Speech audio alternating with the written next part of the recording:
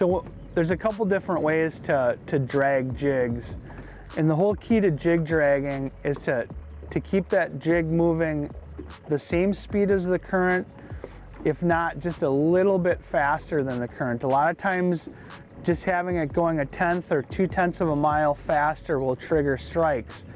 But in this situation now, the wind has come up and it's almost impossible to maintain our speed and boat control with just a straight drift. So what I'm doing now is I'm just utilizing the bow mount to pull us just fast enough to match or be just a little bit quicker than that current. So in this situation, you can fish everybody off the back of the boat and get your line spread real nice. If you try to do it off the bow of the boat, you're fighting that wind way too much and your presentation just isn't right. So when that wind kicks up, you can still deliver a great dragging presentation.